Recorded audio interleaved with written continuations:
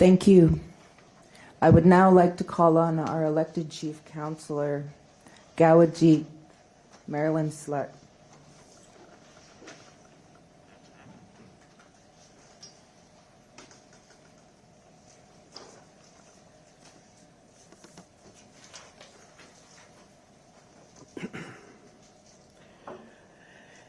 Before I start, I would like to respectfully acknowledge the unceded territories of the Musqueam, Squamish, and Tsleil-Waututh Nations on which we are gathered here today. I would like to thank all of you for joining us here today. My name is Marilyn Slett, and I'm the elected Chief Councillor of the Heiltsuk Nation. Heiltsuk Nation is launching a charter challenge against the RCMP for failing to enforce our bylaws. Our bylaws are laws recognized by Canada and BC, yet the RCMP is not enforcing them. We are doing this on the heels of a monumental moment in our history last week, as our Heiltsuk Nation voted to approve a written Heiltsuk Constitution. And I want to start by acknowledging and celebrating our Heiltsuk Constitution. It's an affirmation of our inherent Indigenous legal traditions by us and for us. Our Constitution was decades in the making, and there's more work ahead of us as we move towards governing beyond the Indian Act. But right now, we're governing our community and we're facing a critical problem. This is because the RCMP won't even enforce our bylaws despite them being made under the Indian Act. We filed our lawsuit today against the RCMP in the Supreme Court of British Columbia. We are suing the RCMP because of their refusal to enforce Heiltsuk bylaws, duly enacted by Indigenous band councils as federal laws under the Indian Act.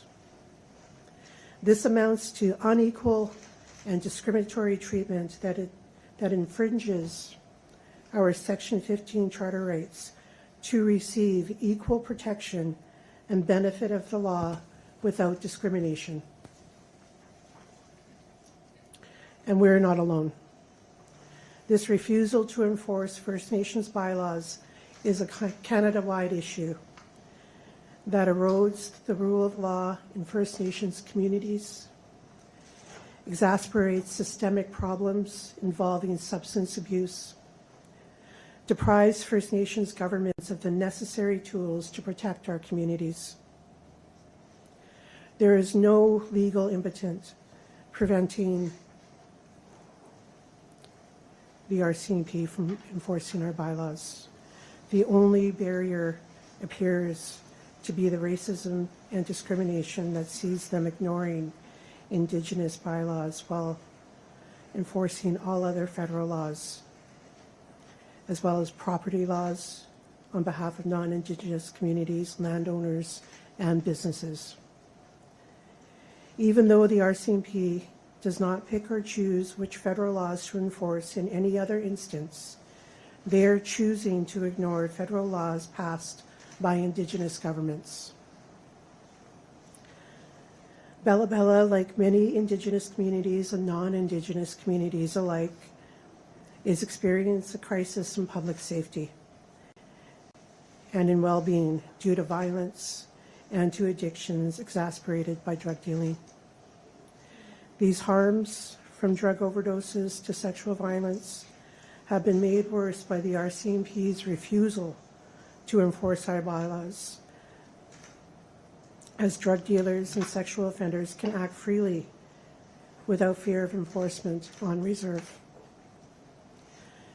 Given the risk of violence and the improbability of action, witnesses are reluctant to agree to testify, to press charges, or even provide basic facts to the RCMP. This further undermines the trust between our community and the police and moves us farther away from reconciliation.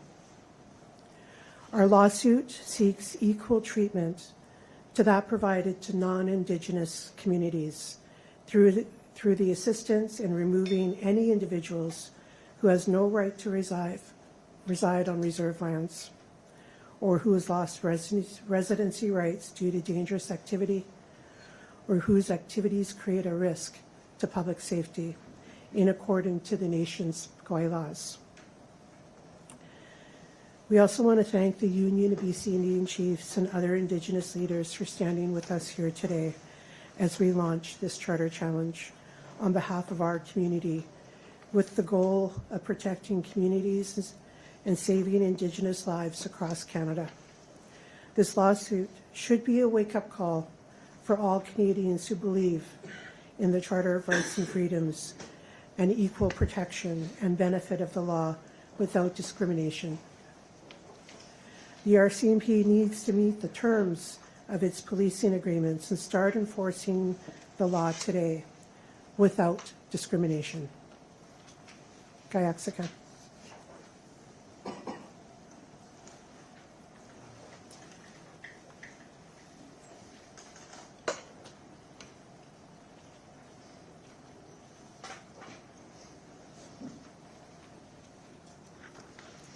Thank you. I would now like to call on Himas Wigwigba.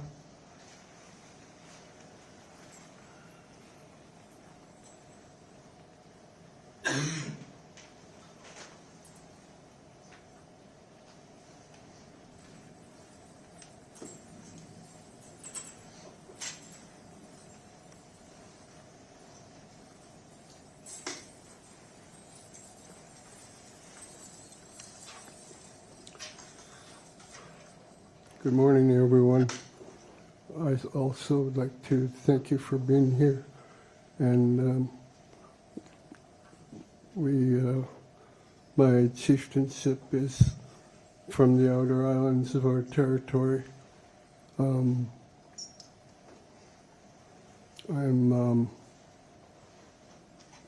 also would like to express my appreciation to the Tsleil-Waututh, Musqueam, and Squamish people for allowing us to carry on our business that we have to do today. For many, many years, we have faced adversities through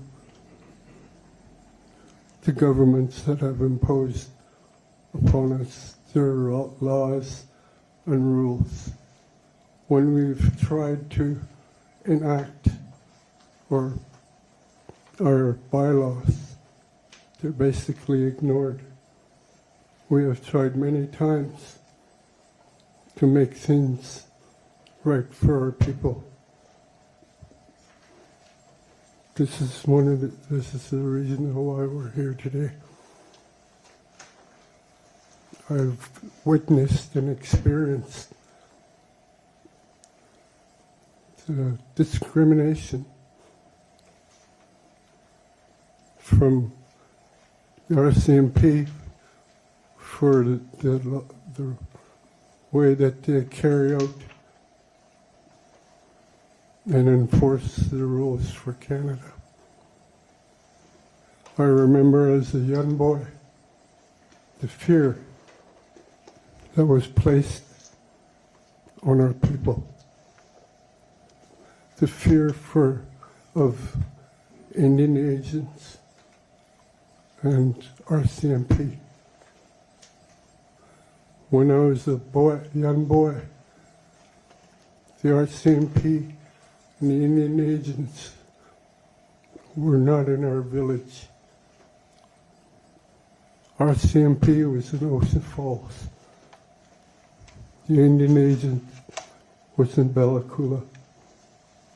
As soon as the boat rounded a corner close to Bella, news went out and our people scrambled to protect themselves.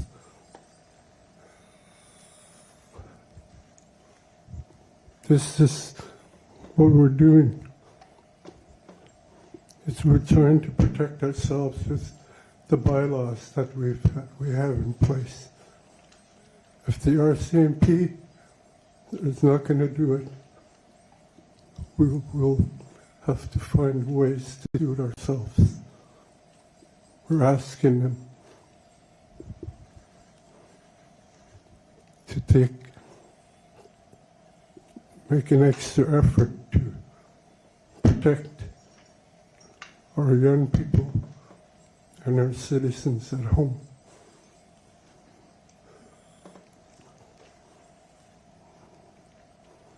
We all have rights and responsibility,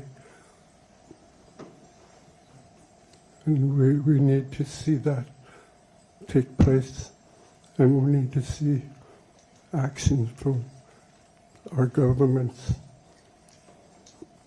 I would like to thank you again for taking the time and being here today.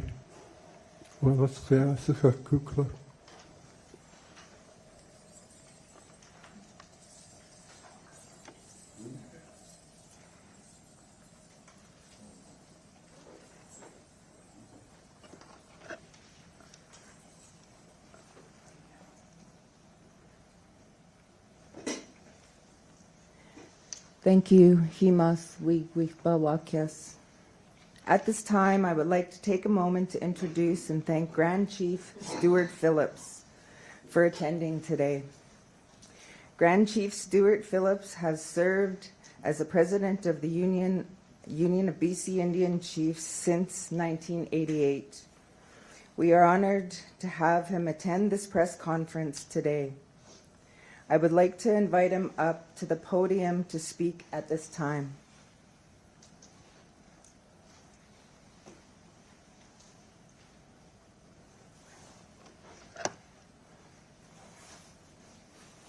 Why Pisnaxil, Isquis, Asiut. As is our tradition, I'd also like to acknowledge the Musqueam, Squamish, and Tsleil-Waututh people on whose territory we have the privilege and honor of doing this incredibly important work. I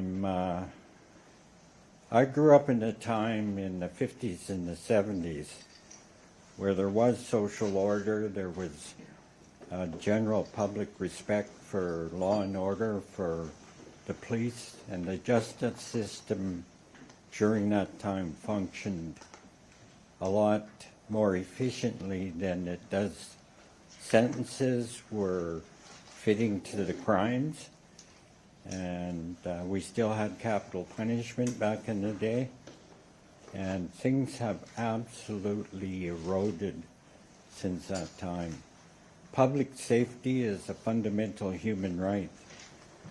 Safety of property and home also is a fundamental human right. And our First Nations communities are in extremely dire circumstances with the opioid crisis. We're losing so many of our precious young people to overdose deaths. And I want to say that I have personally experienced losing my firstborn son to an overdose, a carfentanil overdose. He was 6'3", 220 pounds, and he was the apple of my eye. I remember when he was born, I was driving back from the hospital and I pulled over and just broke down and cried. At that point I had 2 daughters, and the first son was just a miracle. And then I lost him on his birthday. So I know the pain of violence, of drug-related homicides, assaults, home invasions, and our communities desperately need a full measure of law and order, and we can only do that by developing our own laws, our own legal institutions, our own justice system. And I'm very, very proud of the Hereditary people for showing us the way, showing us the path forward. I was so elated when their constitution was approved. Constitutions are foundational documents that all our laws and legal orders, legal institutions rest upon. And it's one of the first steps. The development of our own laws and bylaws is the second step. And that needs to happen, not only in Hereditary territory, but right across this country. And one just has to go outside to know of the public safety concerns on the street. So the Union of BC Indian Chiefs is so proud and so deeply honored to stand with the Hereditary people. We have done that on many occasions. The herring issue comes to mind. I thought I was going to be on a boat with Chief Slett. At one point I was a little nervous about that, but they're wonderful people, they're good people, and they're leaders. And again, I'm just so grateful to be here to support the good work that they've done. I'm proud to say that Chief Slett's one of our executive members on the Union of BC Indian Chiefs, and she's our ambassador. She goes to Geneva and places like that. I want to acknowledge our wonderful staff here at the front. We have an incredible staff, young people, you know, very well educated young people. So I want to thank everyone for being here to acknowledge this wonderful moment. And again, I have such a deep respect for the leadership of the Hereditary people. Why? Limnim.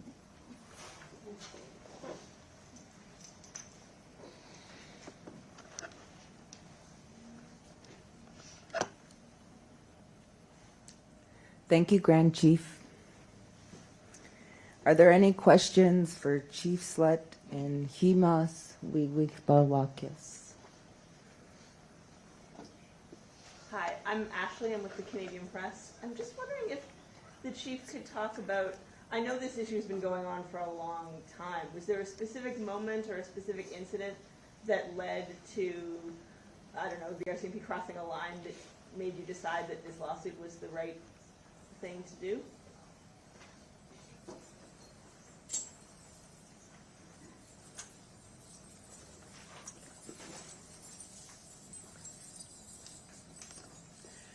Yeah, thank you for that question. It's been, you've seen in the video and with Harvey's words here today, it's been an accumulation of time and inaction of the RCMP that led to this.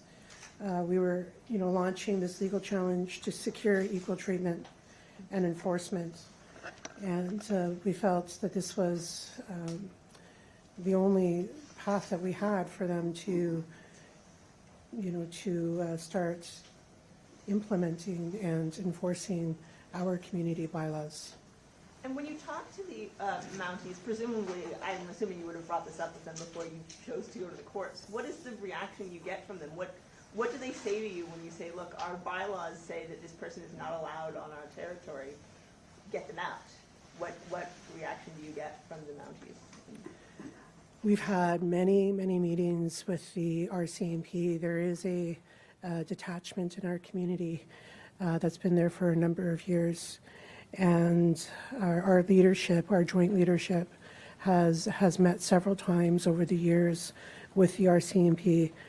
And there is no legal barrier to the RCMP enforcing our bylaws. But they have offered excuses ranging from confusion to saying our bylaws need to go through the RCMP legal services for review. But it hasn't provided for any enforcement of our bylaws.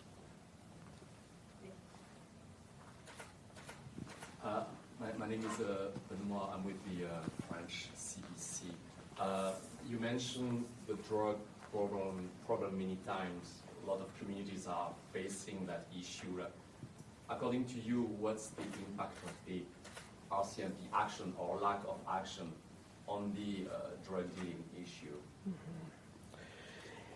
Our community, is experiencing a crisis in our community due to drugs and drug trafficking, and there's so much concern and fear from mothers and fathers and grandparents and family members, really worried that we're going to lose someone, a young person. So without identifying any specific victims, we can say that these harms from drug overdoses and to sexual violence has been made worse by the RCMP not enforcing our bylaws. David Ball, Indigenous. Sir, can I get you to use that? Indigenous. I'm wondering if you could talk about your constitution, kind of just briefly how it came to be and why it's so important beyond this particular issue with the policing. Definitely. So last week we ratified our Heilsic Constitution, and it was decades in the making. And we started working on it with our HEMAs and our community, our matriarchs, our knowledge keepers in the community. It's based on our values, our laws, and our beliefs as Heilsic people. So for us, that is not new. That has been there, since time immemorial. But we felt that it was important to develop that written constitution so people know how our decision making is made, who we are as Heilsic people, and what guides us, and what how we make those decisions and why we make those decisions. It's written by our people. And it's written by our people. Hi, Krista Dow with Global National. Can you walk us back to the relationship between the RCMP and the nation and how it evolved and how you got to this point? Okay. So our relationship with the RCMP, they've been in our community for decades with a detachment, and there's, and I think I'd like to share, there's been really good RCMP officers that have come into our community that, has made friends and really been involved in our community. But the reason why we're bringing this forward is the systemic racism and discrimination within the RCMP system that prevents the RCMP from enforcing our bylaws, our community bylaws, and that has been the major focus of why we've brought this forward. We're known on the coast for our hospitality as Heilsic people. We're a welcoming community. We welcome people into our community. We're leaders in Helsistut. That means to turn something around and make it right again. We don't have a word for reconciliation, but that is a potlatch term in our language. So, doing this today, it's always going to court and filing any charter challenges is always sort of the last, thing that we'll do. We've, felt that we've exhausted everything else in terms of, trying to work with them, to work with us in collaboration with us as Indigenous governments, for the Heilsic. Apologies. Sorry, I didn't know you had a follow-up. There you go. And can you just speak to the implications this would have for other Indigenous communities across Canada and in BC and First Nation communities, and what this might mean for them as well? Yeah. So one of the things that we did, and you heard Grand Chief Stuart Phillip talk about the lack of enforcement, and we brought a resolution to the Union of BC Indian Chiefs Council meeting just over a week ago, and had unanimous support from the Chiefs Council to support our resolution. And we were seeking support and their feedback on the supporting us with the Charter Challenge. And through that dialogue, so many of the leaders from different communities across BC talked about the similar issues that they're facing in their communities. Hi, Chief Slett. It's Ben Milger with CTV News. Can you just talk a little bit about how the lack of enforcement emboldens criminals and predators in your territory and intimidates victims and survivors? Mm-hmm. So when the RCMP put up their hands and say that, they, can't or, they won't enforce our bylaws, it provides for an atmosphere in the community where people that, maybe doing something wrong, drug dealing and other, things, sexual violence or assaults, it really provides for, people feeling like they're unchecked. They have no fear of, their activities, and that's wrong. We have people in our community that, have, reached out to the RCMP and they don't show up. This is discrimination, it's racism. It wouldn't happen anywhere else, but it's happening in the Heilsick community. And then just a follow-up question. I notice on the cover page of the lawsuit that the defendant is the Attorney General of Canada, but you have not named the RCMP specifically or the BC RCMP. Is there a legal reason for that?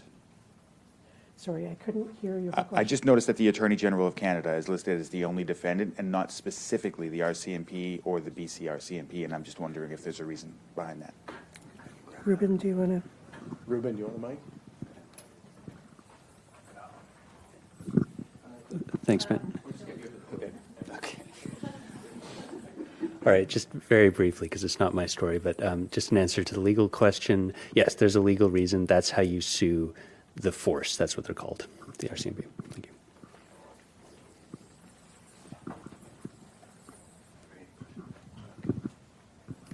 Hi, Monica Gould with City News.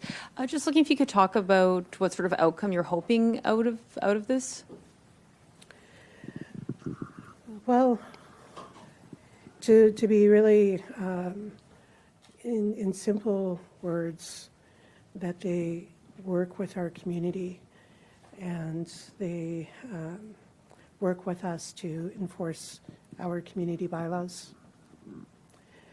It's really frustrating for our community, for our leadership,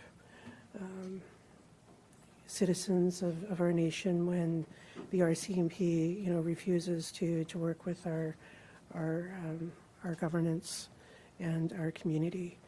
They have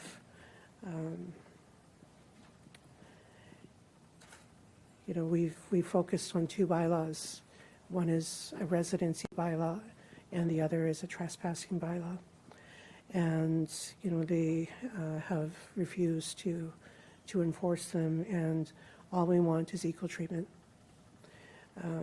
These are laws, and the RCMP is choosing not to enforce them.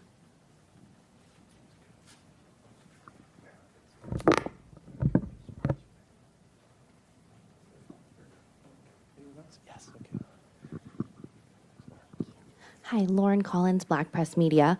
What steps is the nation taking in terms to support citizens of the nation in what I assume will be an emotional undertaking?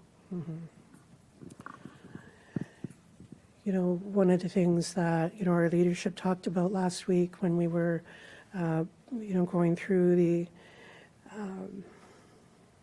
finer details of everything being filed and going forward, and that was top of mind, around how our community would feel, and we've, ensured that, our community members would be supported. We have a crisis line in our community that our governance supports and funds, and these are, as a result too of the RCMP not, enforcing and not working with our community.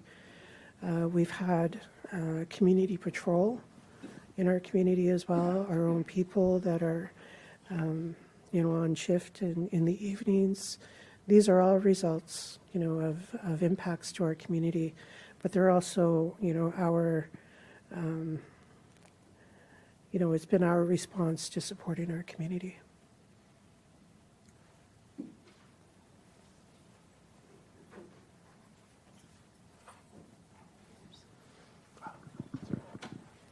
I just have one more, if you don't mind. This is a Supreme Court charter challenge, and those are not quick lawsuits to work their way through the system. I'm wondering, A, how you're feeling about the length of time this is likely going to take, and what you think should be done sort of in the interim between now and when you get a decision on this case, likely years from now. Yeah, definitely, court challenges are not quick solutions. But we did feel that, there was no other alternatives for us. We had tried everything. We had tried, writing letters. We've tried meeting with them. We've, had, different agreements, with respect to the Indigenous police officers that, are in the community. We've gone to great lengths to, to work with the RCMP. Our hope is, by moving forward, that, we will, find that the charter challenge, recognizes that discrimination, and that, this changes. This changes the relationship between RCMP and Indigenous communities, not just for Helsik, but for all communities. I have another question here. You mentioned a few times people trespassing on your land. How often does that happen, and how big an issue is it for you? Yeah. So we do have a trespass law, bylaw, and there are times when people that, pose a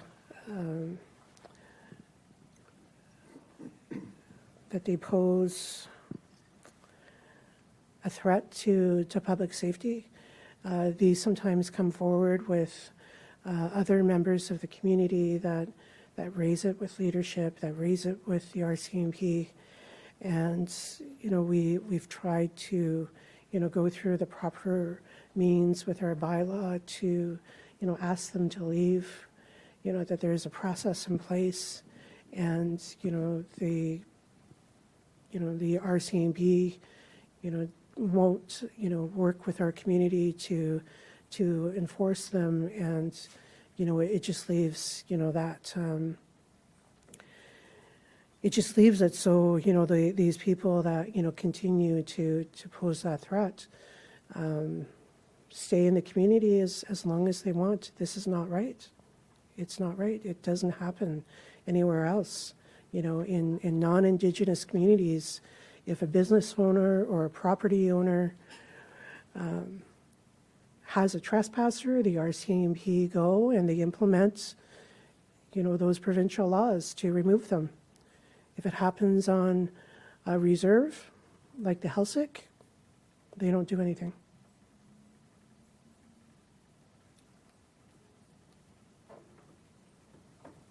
Thanks. Okay.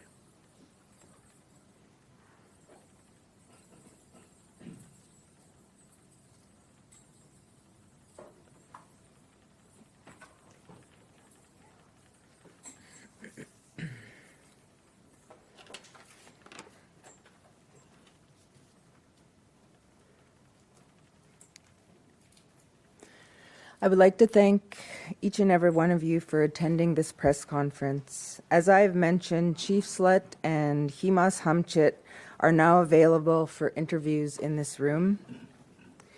They are also available for private interviews. Mr. Tillman's contact information is available on the press release. Thank you again for all who attended.